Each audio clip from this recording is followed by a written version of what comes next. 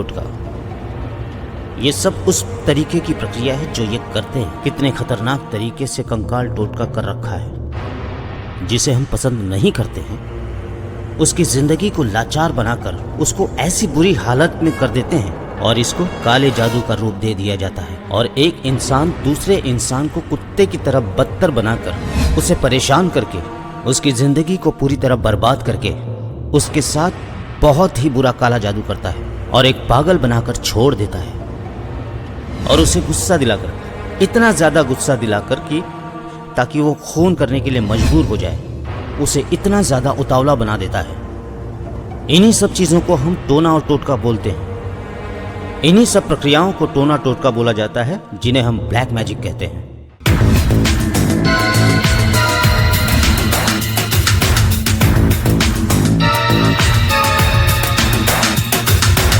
आमतौर पर इस ब्लैक मैजिक के बारे में बहुत लोग खुलकर आगे नहीं आ पाते हैं। बताएंगे क्यों नहीं आ पाते हैं। हम कहीं रोड क्रॉस करते समय नहीं देख पाते हैं कि क्या उधर काला जादू किया हुआ है, क्या रोड के बीच कुछ न कुछ अंडे को फोड़कर पूजा करके नजर उतारने के लिए फेंक दिए होंगे और वहीं से नजर उतारने के बहाने पानी को कुमकुम से मिलाकर खून के रंगों में छिड़का दिए होंगे। उसके बाद में देखा जाए तो छोटी छोटी चीजें मंदिर में जाकर आने के बाद उस नारियल से नजर उतार कर उस पानी को रोड में फेंक दिए होंगे। इस तरह के एक्सपीरियंस के बारे में कोई बाहर नहीं बताते हैं। अगर कहा जाए तो दो बातें हैं। ये एक भूत के आने की चेतावनी है। इसका मतलब ये है कि कुछ न कुछ गलत बातें हैं, उस पर उल्टा इल्ज़ाम लगा दिया जाता है और ये बातें फैलाते हैं कि वो गलत है। और इस बात की डर से कि कोई काला जादू या ब्लैक मैजिक जैसी कोई चीज़ है, इसके बारे में कोई बात करना ही नहीं चाहता। इसका मतलब ये है कि कुछ न कुछ गलत बातें हैं। मुझे लगभग 12 साल हो गए इस रिसर्च में जुड़कर, और इन 12 सालों में जब से मैंने रिसर्च करने की शुरुआत किया तब से देखा जाए तो इन्हीं अनुभवों के कारण मैंने एक पिशाच को रात को 12 बजे देखा था। मैंने एक पुरानी फिल्म जगन मोहिनी देखा जिसमें अमावस्या की रात एक पिशाच अपने ही पैरों को चूल्हे में रखकर अपने खून बहाती है। ये सामने देखकर आपको कैसा लगेगा? मैंने खुद देखा, वो अपनी बड़ी बड़ी आंखें दिखाकर अजीब सी आवाज़ में रात 1 बजे वो मेरे करीब आ रहा था। मेरे मुंह से शब्द नहीं निकल रहे थे। अब मैं क्या कहूँ? उसे देखकर मैं वहीं स्तब्ध बैठा रहा। इसके बारे में मैं आपको डिटेल से बाद में बताऊंगा। मैं आपको ये भी बता दूं कि पहले मैं जिस घर में किराएदार के तौर पर रहता था, उस घर में 2 साल तक सोनाली बेंद्रे नाम की एक पिशाच रहती थी। मुझे वो पिशाच बहुत ही पसंद थी। इस वजह से मेरा उसके साथ ज़्यादा ही लगाव था। भले ही वो पिशाच किसी और के साथ कैसा बर्ताव करती थी ये मैं नहीं जानता, लेकिन मैं ये जानता था कि वो मेरे साथ बहुत ही अच्छा बर्ताव करेंगे। और 2 सालों तक मेरे साथ रहे और उसके बाद उन्होंने कहा कि ये घर भी मैं आपके नाम करवा दूँगा। इस बात से मैं खुश था। क्या वो हमें मदद कर सकती हैं? और इसके बाद मैंने रिसर्च करना शुरू कर दिया कि ये जो दुष्ट शक्तियाँ होती हैं, क्या वो हमें मदद कर सकती हैं? और इन दुष्ट शक्तियों का प्रयोग लोग बुरे कामों में कैसे करते हैं? क्या वाकई इन बुरे शक्तियों का प्रयोग हम बुरे कामों के लिए करवा सकते हैं?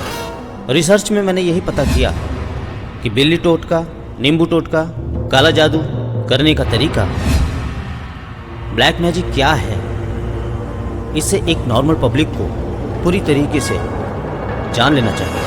ब्लैक मैजिक में किन चीज़ों का इस्तेमाल किया जाता है, क्या क्या चीज़ें इसमें इस्तेमाल में लाई जाती हैं, इस बारे में मैंने जितना भी रिसर्च किया है, इस बारे में मैं आपको बताऊंगा।